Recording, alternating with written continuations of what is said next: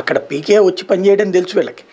కాబట్టి ఓసారి తీసుకొచ్చి ఆ పీకే కూడా వచ్చాడంట, తెలుగుదేశానికి ఆడానంట, సజెషన్స్ ఇస్తుంది అనేటువంటి ఒక ఫీలింగ్ జనంలోకి వెళ్తే ఒక కొత్తదనం కదా.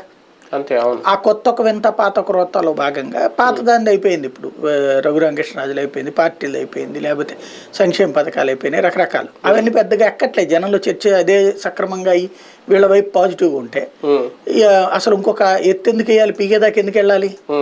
వాళ్ళకి బలం తగ్గింది. ఎంత అంటే ఇద్దరు కలిస్తే ఎరగదీస్తారు అనుకున్నటువంటి స్టేజ్ నుంచి ఇద్దరు కలిసి కూడా ఆ టెంపో రావట్లా, కిక్ రావట్లా. ఆ కిక్ కోసం పీకేని తీసుకొచ్చారు. ఇప్పుడు కొన్ని రోజులు చర్చ నడుస్తుంది కదా. అంటే గెలుపు కోసం ఉన్న అవకాశాలని, సర్వశక్తుల్ని కొట్టడానికి రెడీ అయ్యారా చంద్రబాబు గారు? అందులో భాగంగా అదే కాకుండా ఇప్పుడు షర్మిల లెటర్ రాయడం కూడా అందులో భాగమే. ఇది షర్మిల రాయడం కూడా అక్కడ ఎవరి ఇప్పుడు ఏంటంటే ఆంధ్ర రాజకీయం రంజుగా నడుస్తోంది ఓ రకంగా చెప్పాలంటే. అన్ని కొత్త కొత్త ఎత్తులు.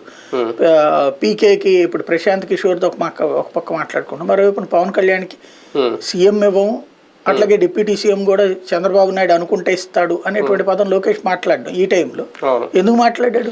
అది ఒకటి. ప్రశాంత్ కిషోర్ టీడీపీకి చేసినా ఇంకో దాన్ని చేసినా ఒకటి ఉంది, గెలిచే పార్టీకి ప్రశాంత్ కిషోర్ సపోర్ట్ చేస్తారు అనేది కూడా.